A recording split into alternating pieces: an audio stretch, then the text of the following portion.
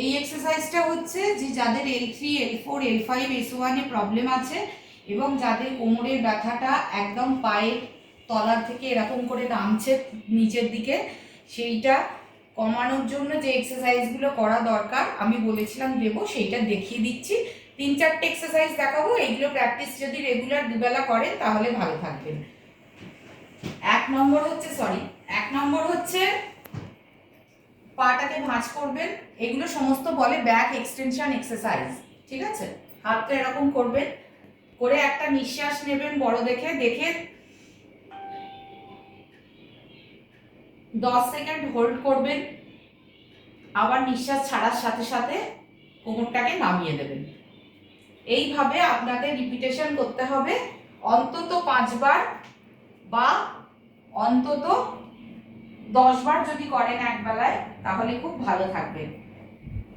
তুলে 10 second hold, গুনবেন মনে মনে, আবার নামিয়ে দেবেন, ব্যাস পা ছড়িয়ে দেবেন। এটা হলো 1 নম্বর এক্সারসাইজ।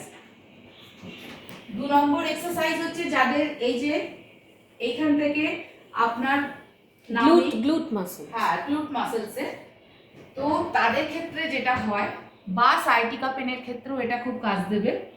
এরকম ভাবে আপনি শুলেন, শুয়ে পাটাকে এইভাবে 45 ডিগ্রি অ্যাঙ্গেলে তুলবেন, তুলে 10 সেকেন্ড হোল্ড করে রাখবেন। দেখবেন কোমরে একটা চাপ আসছে, যেই চাপটা আসবে তার বেশি আর তুলবেন না, নামিয়ে দিলেন,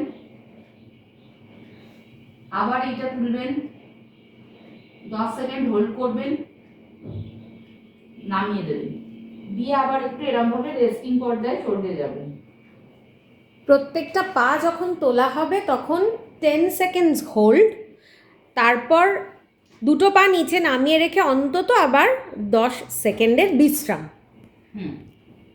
আচ্ছা, 3 নম্বর এক্সারসাইজটা হচ্ছে হাতের এইখানে বুকের ঠিক পাশটাতে এরম রাখবেন, রেখে এইভাবে নিজেকে তুলবেন, ঠিক 8 ইঞ্চি থেকে 10 ইঞ্চি উঠবে।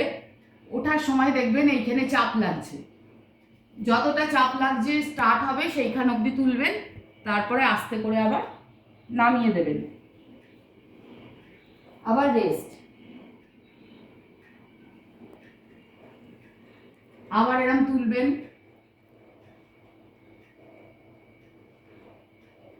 আবার নামিয়ে দেবেন।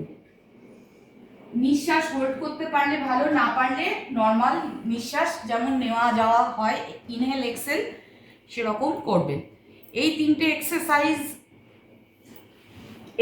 এক্সারসাইজ করুন, করে আপনি দেখুন 1 সপ্তাহ বা 10 দিনের পরে আপনার ব্যথাটা কমছে কিনা। যদি কমে আমাকে জানাবেন কমেন্ট করে, আর যদি নাও কমে তার সঙ্গে যদি আরও কিছু দরকার পড়ে তখন আমি দিয়ে দেবো, সেটা আমাকে হোয়াটসঅ্যাপ করবেন আমার হোয়াটসঅ্যাপ নাম্বারে 7278729032-তে।